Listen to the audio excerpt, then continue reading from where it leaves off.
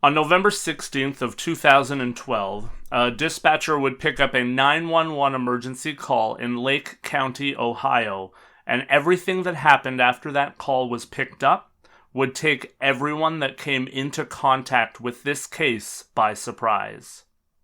On the other end of the line was a young girl who was in hysterics as she screamed into the phone and tried to express what was going on inside of her home. Finally, the dispatcher was able to deduct that the young girl on the phone was telling her that someone was killing her mother. As the case unraveled, there would be surprise after surprise and heartbreak after heartbreak. One of the worst things in the world that we can look into in the realm of true crime are cases like this one, when a parent succumbs to a child. This murder was gruesome, and the details continued to come out long after the crime and the crime scene were dealt with. Hello, my name is Lance, and welcome to episode 105 of Gone But Never Forgotten. What could make a foster child murder their foster mother? The Murder of Lisa Knoefel by Sabrina Zunich.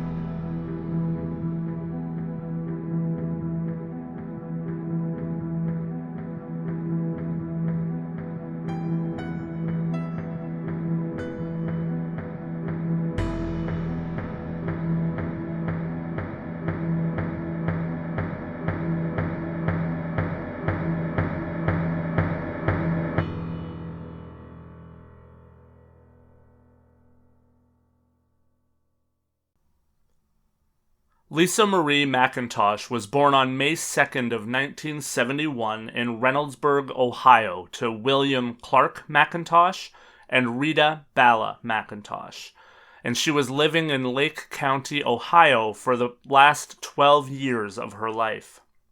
Lisa was known by everyone in her life as a selfless person who seemed to put everything and everyone before herself. Lisa was married twice, and she had a daughter from her first marriage named Megan, who meant the entire world to her. Lisa would meet her second husband, a man named Kevin Knoefel, and friends say that the two of them hit it off immediately, and their love story was incredible. It was like watching on to that fairy tale story that we all hear about and dream about. They were perfect for one another, and they were destined for one another as well. Kevin also had a son from a previous marriage named Cody.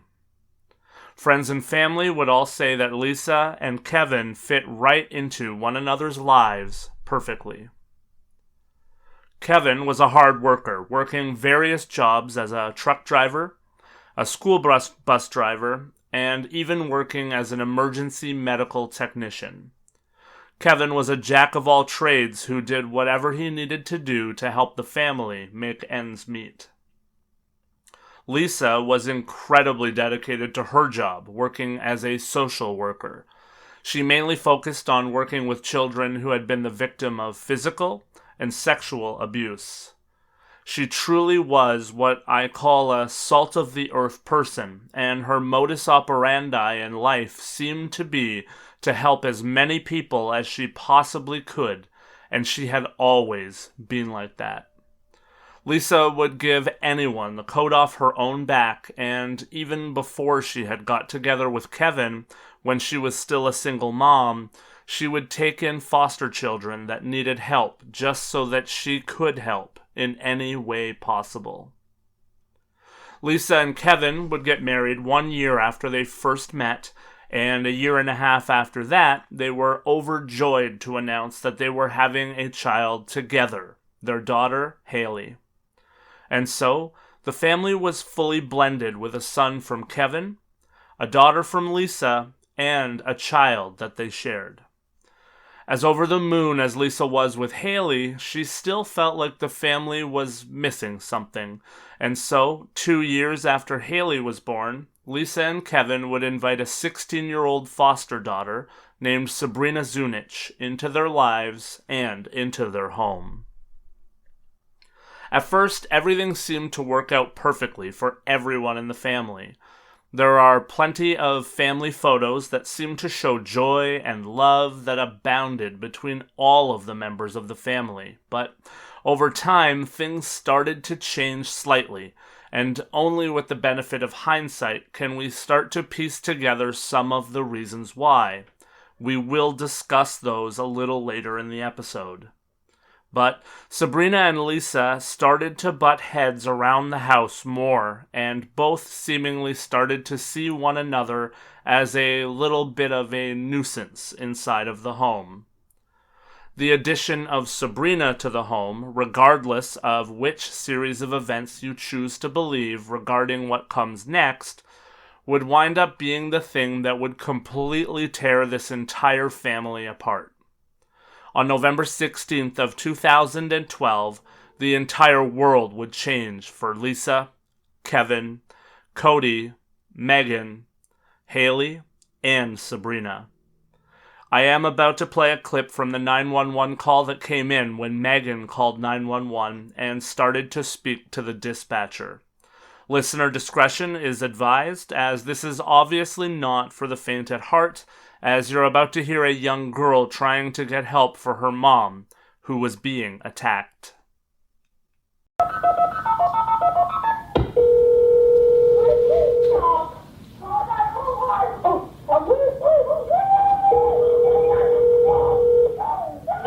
Was an emergency.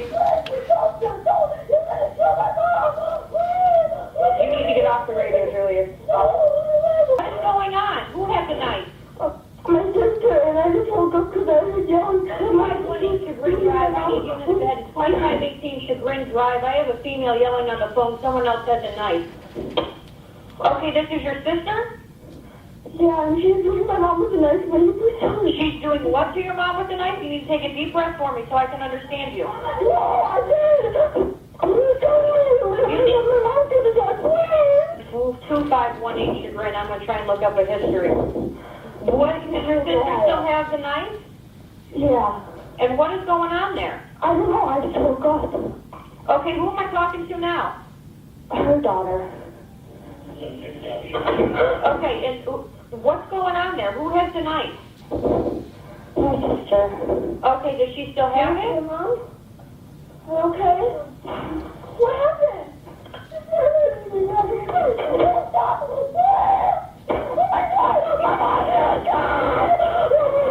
What's going on? Hold on. You're going to have to take a deep breath. I cannot understand you. Why is your mom going to die? What happened? I don't know. Is someone hurt? She's still stabbing my mom. She stabbed your mom? Yeah. Please, 2518 Chagrin Drive. I have a female with stab wounds. Attention. No ambulance is needed. 2518 Chagrin Drive for a female with stab wounds. Will be held fire. Clear at 118. Is she breathing at all? Yeah, she can hear her. Where's your sister at? Sounds like she's still in the house now.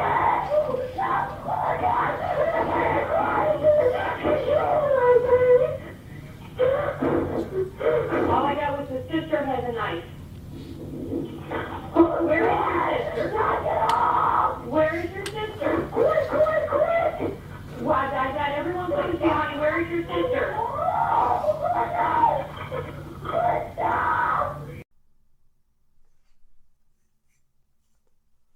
As you heard, or didn't, if you chose not to listen to the clip, Megan calls 911, and immediately you can hear Lisa in the background screaming for someone to call 911.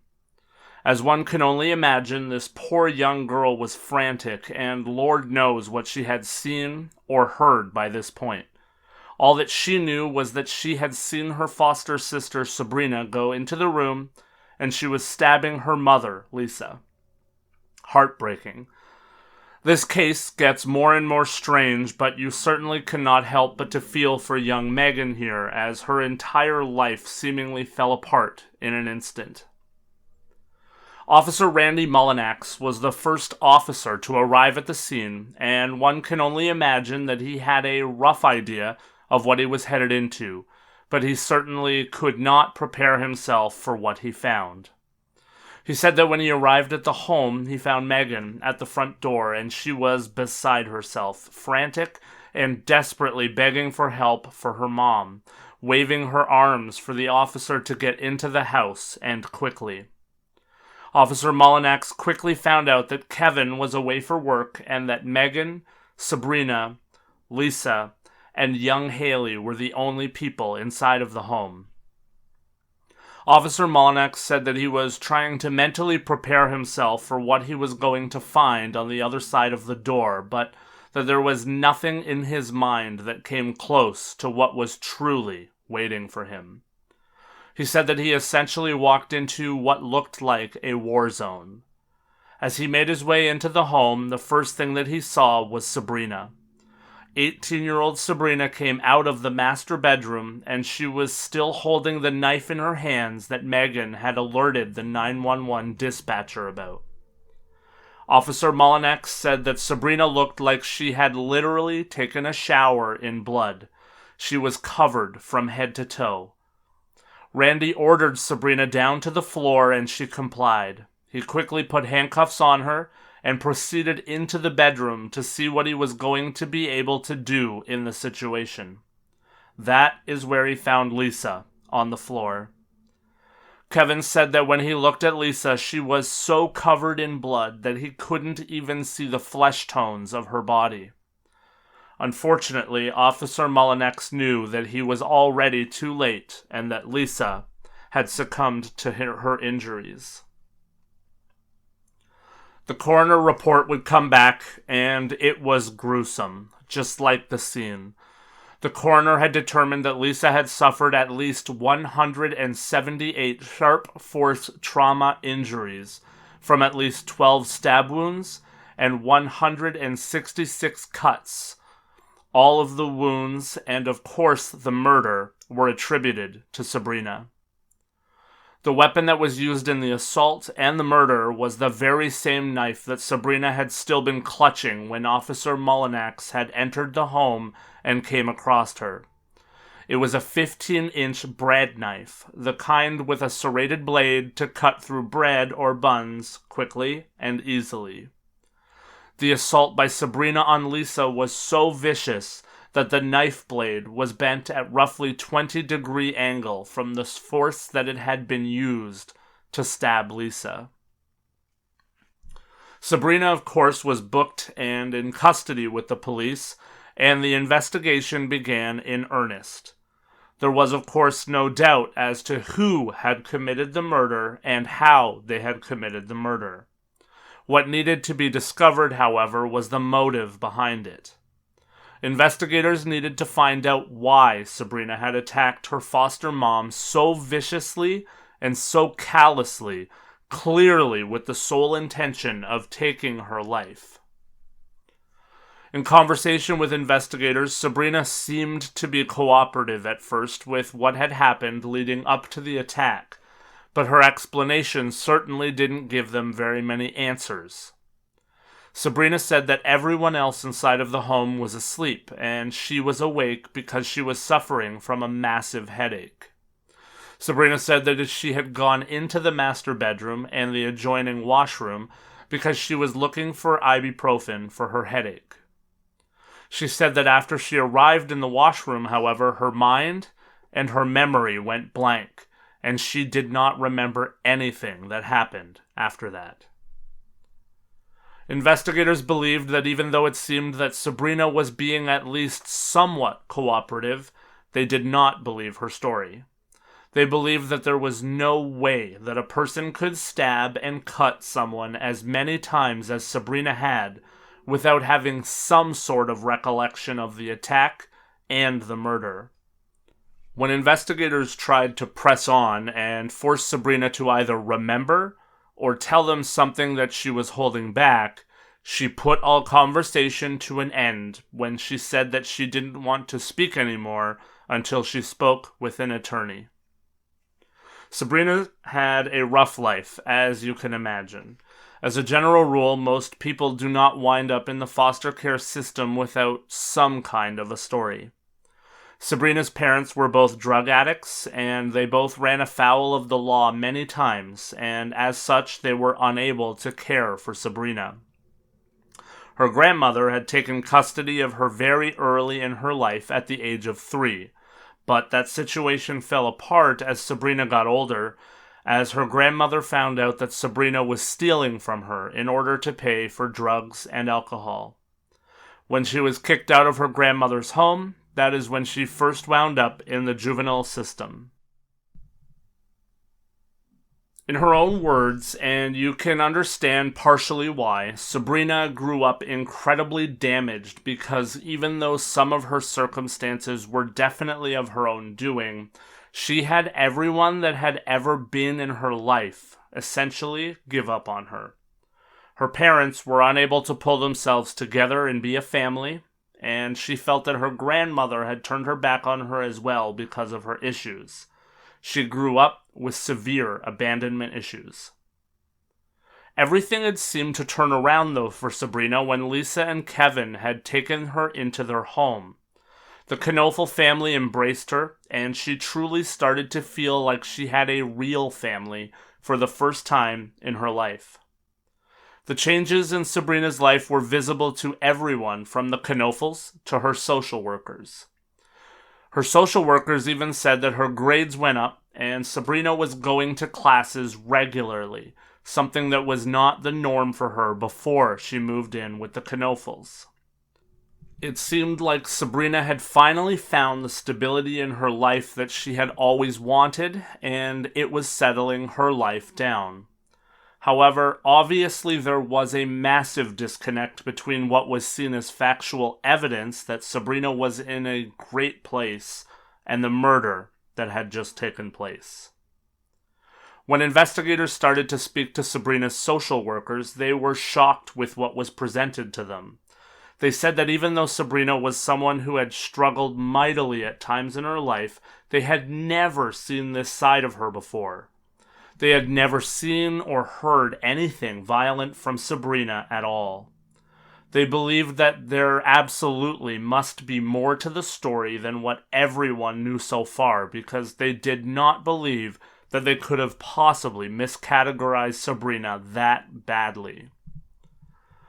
Investigators were certainly surprised by the reports from Sabrina's social workers, but they also knew that they needed to lay back a little bit on the Knoefel family, because obviously they had just lost a mother and a wife, and the investigators didn't need to press on too quickly because they already knew that they had the killer in custody.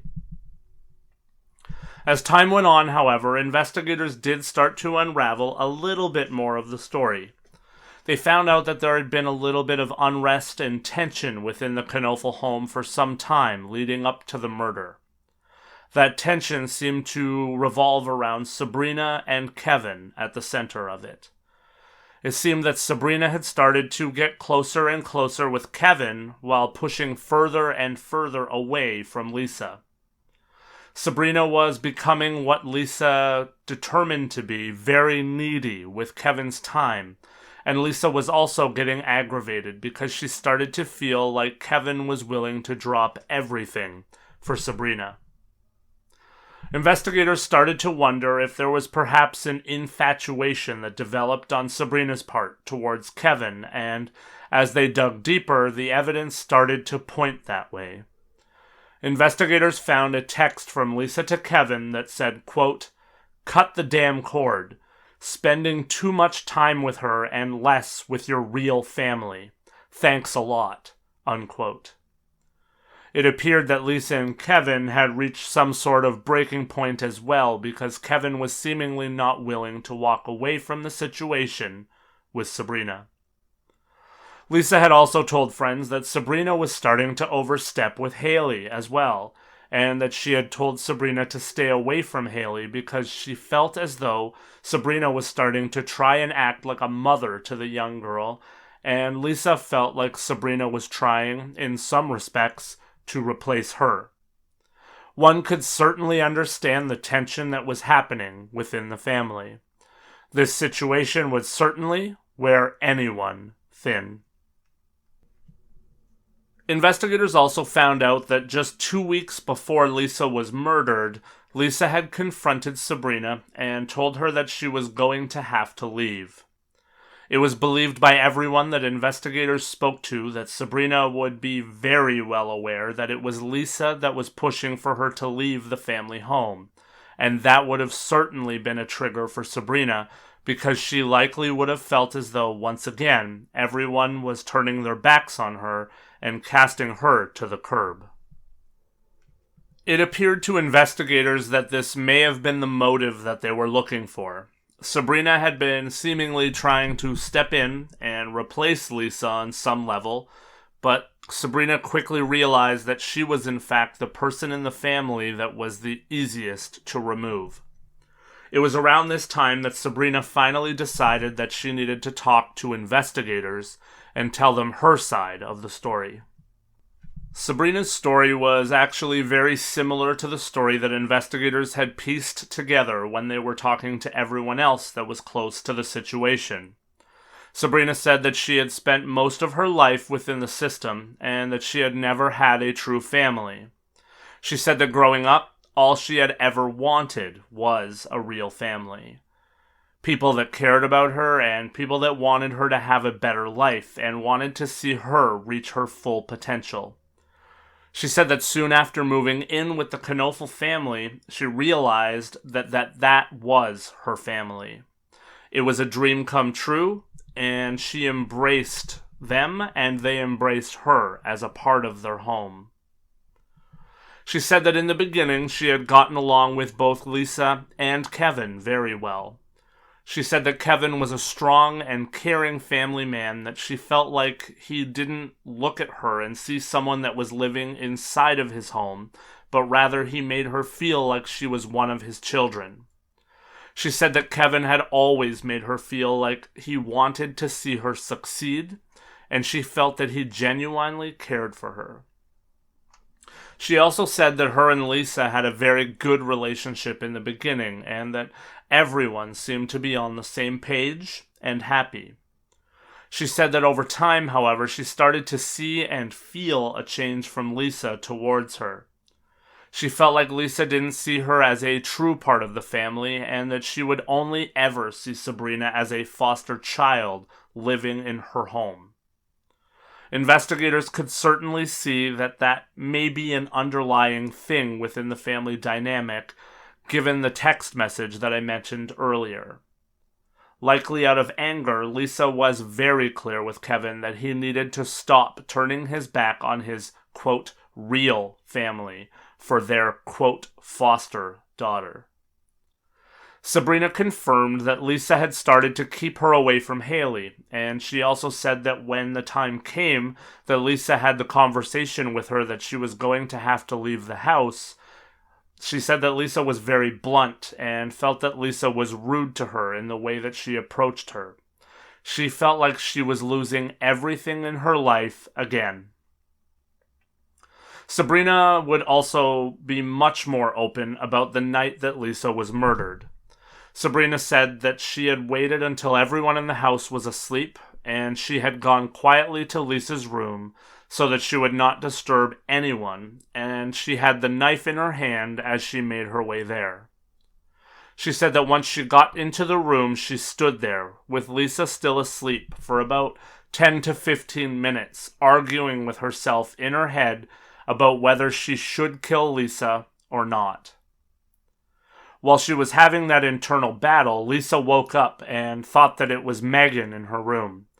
Sabrina heard Lisa say, "Megan, go to bed." And when she heard Lisa's voice, Sabrina froze. When Sabrina didn't move, Lisa sat up in her bed, and that was when she realized that it was not Megan in the room, and it was in fact Sabrina, and she likely saw the knife. Sabrina knew that she had no choice at that point but to act. Sabrina sprung at Lisa and started to attack her. She said that in the process of the attack, she remembered hearing Lisa plead with her to stop, and she also remembered Megan coming into the room. She said that Megan had actually put a hand on her shoulder and told her to stop. Investigators realized that they seemed to have the story essentially right about everything that had gone on inside of the house and everything that had led up to Sabrina murdering Lisa. The story was heartbreaking. There's no denying that, but it was also understandable on some level. The wounds that Sabrina had developed through her time in the foster care system and having had essentially been dropped by her blood family twice made sense to investigators. They could certainly understand a little better the motive behind the vicious attack. Sabrina had felt as though Lisa was going to tear everything away from her that she loved, and because of that, Sabrina felt as though it was her or Lisa that needed to be dealt with. There was, however, more to the story that was about to come out, a twist that most of the investigators did not see coming. Sabrina said that the murder of Lisa was not entirely her fault. She told investigators that she certainly took responsibility for her crime because ultimately she was the person who had committed the act. But she said that there was another person that had led her to do what she had done. She said that she believed that she never would have attacked Lisa or murdered her if it wasn't for this other person. The other person that Sabrina said had played an intricate role in the murder of Lisa Knoefel was Kevin Knoefel. Sabrina told investigators that when she made the decision to kill Lisa, she was carrying out the actions that Kevin had told her to do. As shocking as that was when the words came out of Sabrina's mouth, investigators did start to see a correlation between what Sabrina was saying and what witnesses and friends and family of the Knoefels had seen and shared as well, just not to the extent that Sabrina was explaining. Many people had said that they had seen proof that Kevin and Sabrina were getting closer. People had also said that they felt like Sabrina was inappropriate in the way that she acted around Kevin at times, flaunting and flirting, and obviously people had seen the rift that was starting to happen between Lisa and Sabrina. However, likely nobody was privy to what was actually happening, according to Sabrina. The realization that perhaps the inappropriate behavior was a two-way street. Sabrina said that what nobody else seemed to see or be aware of was the fact that things between Lisa and Kevin had gotten so bad that Kevin hated Lisa even more than Sabrina did. He had grown a deep disdain for Lisa, and that was the roots of where the relationship between Sabrina and Kevin had started. Sabrina said that Kevin had initially opened up to her through text messages, and he had told her that he wished that Lisa was dead. Kevin also allegedly told Sabrina that Lisa was worth far more to him dead than she was alive, because he had hundreds of thousands of dollars in life insurance coverage on her that would come to him if anything happened to her. That text and verbal relationship, however, was not the depths of things that were going on between Kevin and Sabrina. Sabrina told investigators that she and Kevin had been having a sexual relationship for the 6 to 8 months that led up to Lisa's murder.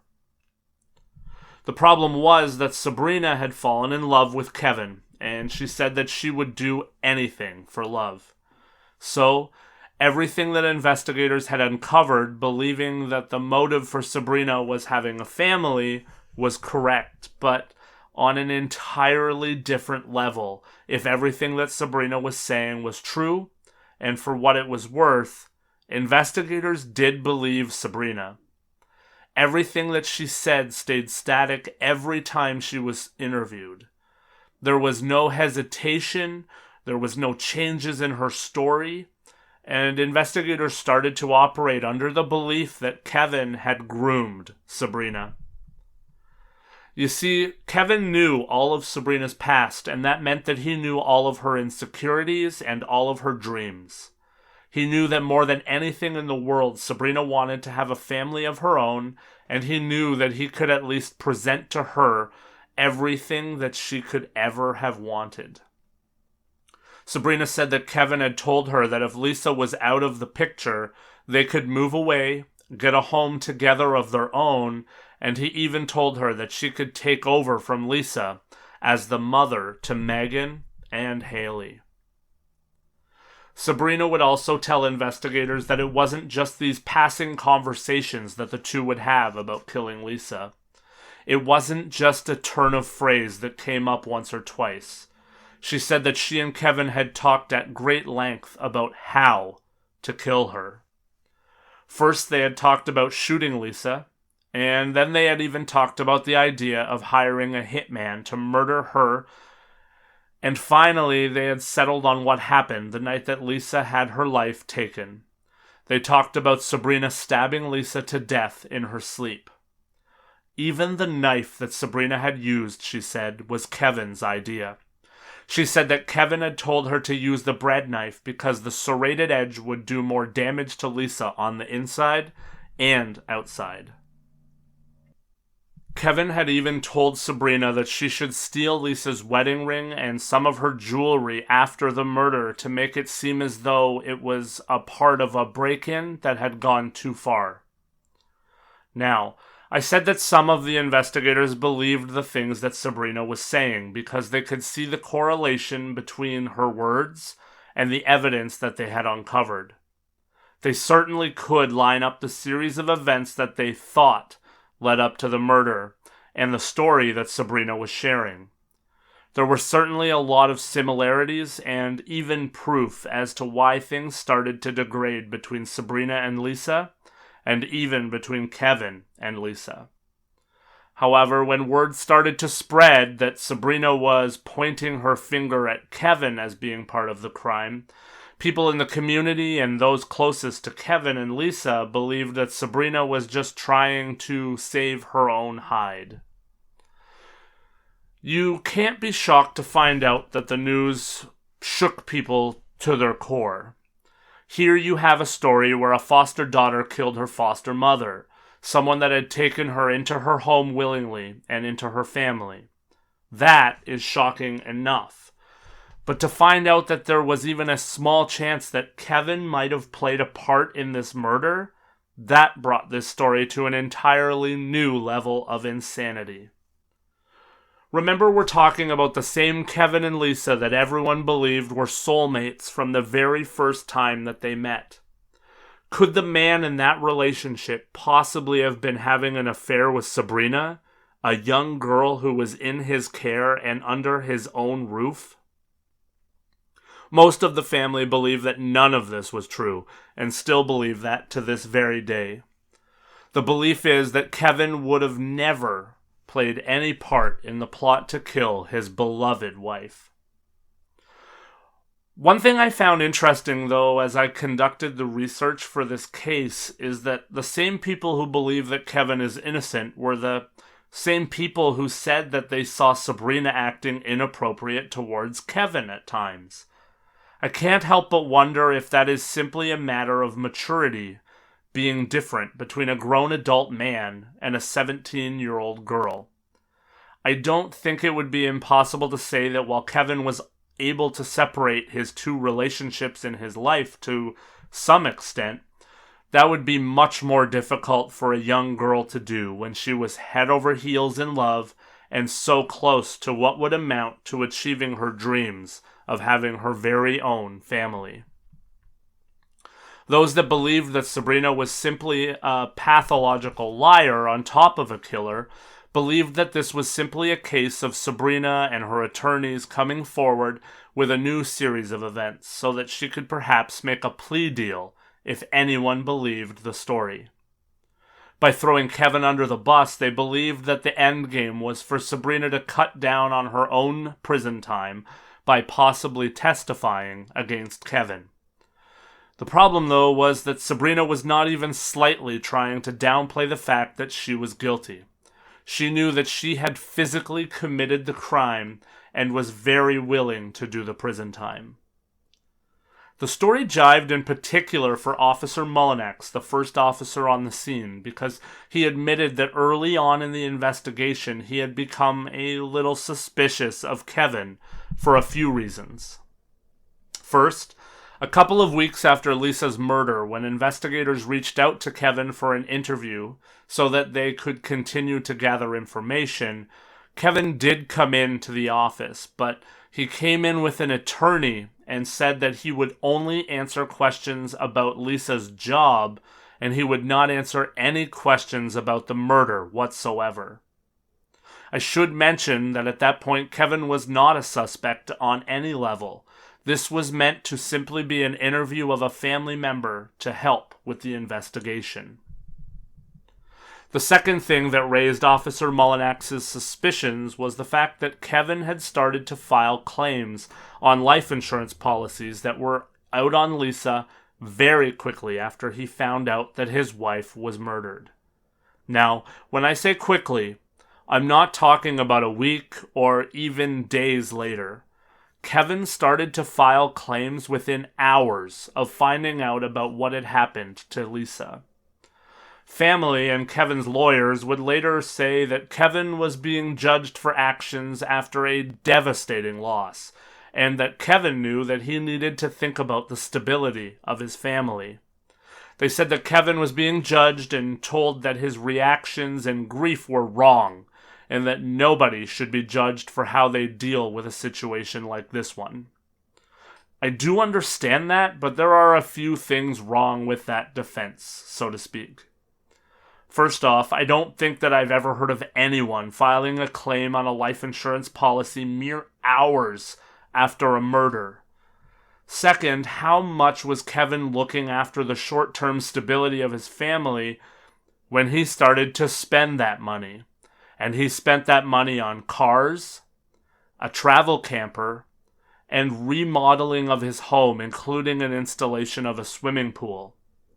That money was being looked for rather quickly and spent rather quickly, and not on things that I would think of first when I was trying to ensure that I had enough income to look after myself and my children. So yes, count me among the people that judge Kevin for the optics of what he did when he tragically lost his wife. 3 months after Sabrina first told investigators her side of the story, and about how Kevin was involved, Kevin would be arrested and charged with plotting a murder. Sabrina agreed to testify against Kevin on behalf of the state when the trial came, and in exchange for that, the prosecution against Sabrina agreed to recommend to the judge that she be given a window of time served where she would be eligible for parole rather than be given a life sentence without the possibility of parole.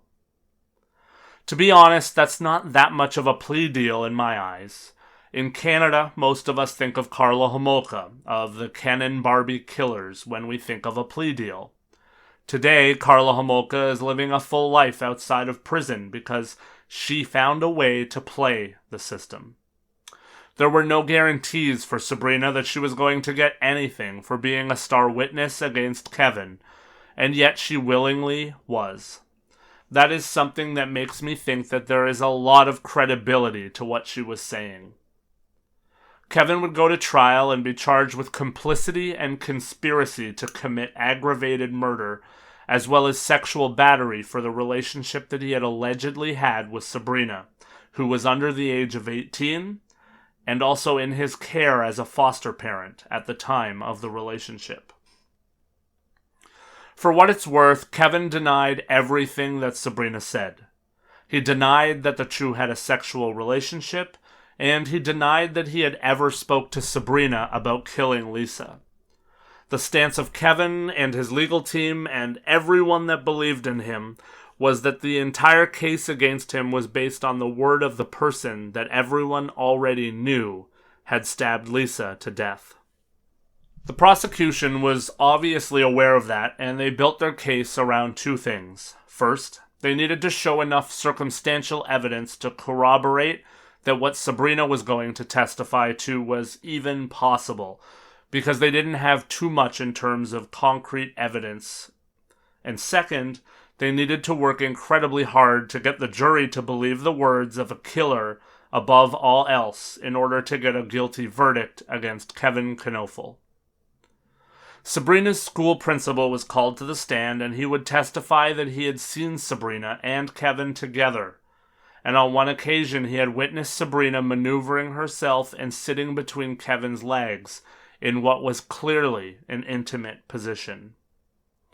Sabrina's social worker and case manager testified that approximately 1 month before Lisa's murder, Kevin had called her to have a discussion. Kevin told her that he and Lisa were possibly going to get a divorce, and he wanted to know if there was any way that he could keep Sabrina in his care if that divorce happened. He believed that Sabrina would be mandated to stay with Lisa, and he wanted to avoid that if at all possible. One of the things that the prosecution also presented as damning was the cell phone activity that took place between Kevin and Lisa, and comparatively between Kevin and Sabrina, for the 2 weeks before the deadly attack. Kevin and Lisa had texted or called back and forth 201 times, whilst Kevin and Sabrina had texted or called one another 1,491 times. That's more than 7 times more contact between a married man and a young woman compared to the woman that he was married to. Also, in the 5 hours before Sabrina attacked Lisa, she and Kevin had texted or called one another 78 times. Regardless of what you believe Kevin did or did not do, in my opinion, that is the sign of a weird relationship, regardless of what relationship was had between a man and essentially his child. Finally, to prove that everyone that was close to the family was not of the belief that there was nothing strange afoot, one of Kevin's closest friends would testify that Kevin was desperate to get in touch with Sabrina in some way the day after the murder took place. The friend would state on the stand that Kevin told him that he needed to see Sabrina, and he needed to tell Sabrina that he was still going to be there for her and that she was not alone. All of that after knowing that she had killed his wife in cold blood less than 24 hours earlier. If that's not damning, I don't know what would be. And then Sabrina took the stand. Sabrina would testify that the knife was used 178 times and that the murder was so violent because she was manipulated by Kevin to believe that all that was between her and her dream was Lisa. So, she attacked Lisa knowing that the only result that would bring that change in her life was if she knew that Lisa was dead. She knew that she could not stop the attack until the end result was realized, or things would certainly be worse and not better. Sabrina said that Kevin and Lisa had a massive fight, and that Kevin told her that he was going to kill himself if Lisa wasn't dead, because he couldn't handle things with her anymore. Sabrina said that that was a massive reason that she decided to take things into her own hands. She couldn't bear losing Kevin and being left with Lisa. This man absolutely manipulated and weaponized a young, impressionable person who he knew was infatuated with him. In an attempt to try and break Sabrina down and perhaps make her lose her cool, the defense team presented the knife in court and talked about exactly how vicious the attack had been in order to bend the knife in that 20-degree angle. The goal was clearly to try and prove that the bend in the knife showed that the murder was a result of Sabrina's anger and not because of manipulation from Kevin. One of Sabrina's friends would also take to the stand, and she would testify that she had first-hand knowledge that there was a plan in place to kill Lisa. She said that Sabrina had called her because she knew that she had connections to some people who could possibly carry out a hit. The friend said on the stand that she had heard Kevin talking to Sabrina in the background, leading Sabrina in the conversation, and she also said that Sabrina had even said that she would help pay for the hit by selling drugs. Ultimately, the friend had told Sabrina that she didn't want anything to do with a murder plot, and she had bailed out. Interestingly, while investigators were trying to gather evidence against Kevin, they had this same friend call him one-on-one to talk to him. She would bring up on the phone call that she was nervous because she didn't want her name brought up because they had talked about the hit at one point. Kevin was calm on the call and didn't even seem shocked at all by the conversation. He was nothing on that call like a man who didn't know what the friend was talking about. When she said that she was nervous that Sabrina would bring up her name, Kevin simply said casually that Sabrina had said a lot of things out of anger and that he wasn't sure that it didn't matter. You would think that if someone called to talk to you about a potential hit that was set up and you had no idea what they were talking about, you might be shocked, or, you might tell that person to call the police and tell them about whatever she was talking about. Another misstep by Kevin here, and frankly, I have to wonder if he was hoping that he could strike up a new relationship with a new young woman. Weird stuff for sure. In the end, the jury believed Sabrina's testimony and the evidence that pointed to her story being truthful. In less than 10 hours, the jury would return from deliberations with a guilty charge on all counts against Kevin, and he was sentenced to life in prison with the chance of parole after 30 years. Presently, Kevin is serving his time at the Lake Erie Correctional Institution. He will first be eligible for parole in the year 2043 at the age of 73. He is also listed as a Tier 3 sex offender. Sabrina would sign a written plea agreement that said that she was guilty of aggravated murder in the death of Lisa Knoefel. Sabrina would receive an identical sentence to Kevin's in the end after the judge agreed to give her the possibility of parole after 30 years. That, of course, was recommended by the state in return for her testimony. At her sentencing hearing, Sabrina would say, quote, "I want to say how sorry I am for all those I hurt. Lisa did not deserve what happened to her. I ask for forgiveness be given to me, not for my benefit, but for those who need the healing process to begin. I can't explain how much remorse I have and how much sadness I deal with." Unquote. The judge told Sabrina that the only reason she was being given that possibility of parole was because of her cooperation with investigators. The judge also said that while she was manipulated and used, her crime was well beyond manipulation. And he said that aggravated murder is still aggravated murder. This was not death by one blow or one single act. However, it was a continued and sustained assault that led to murder. Sabrina will be eligible for parole in 2042 when she is 47 years old. Presently, she's serving her time at the Dayton Correctional Institution, a state prison for women in Ohio. This one is a story of so much hope and so much love, seemingly, that turned into a story of so much heartbreak, loss of life, and destruction. Children were left here without a mother, a father, and a sister. Sabrina was seemingly groomed and weaponized by a man that was supposedly cared about her deeply, and a man who seemed to have only one motive: to be rid of his wife and to receive the life insurance money.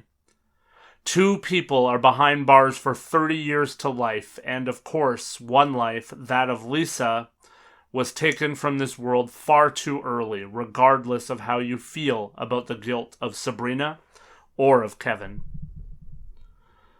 I could really go off about this case to no end, and I'm sure that there are those of you listening who could go off on me for presenting this case the way that I have. However, from where I sit, a man knew how to use and abuse infatuation from a much younger person who had already had a rough life.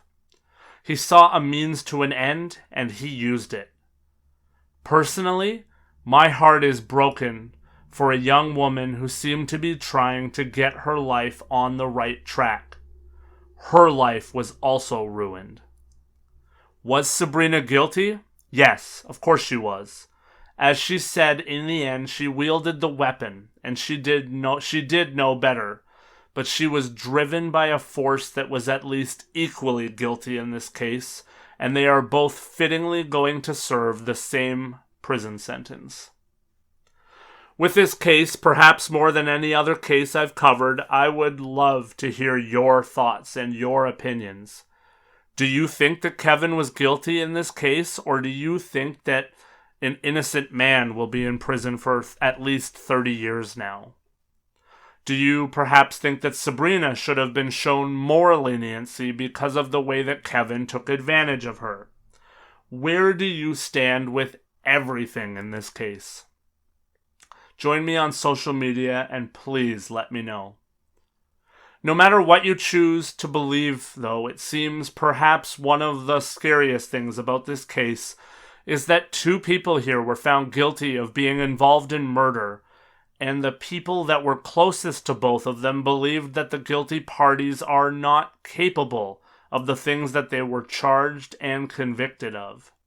Often we see patterns and we see a descent into violent crimes. This time, however, it appears that Kevin and Sabrina and their crimes came out of left field. Anyone is capable of anything.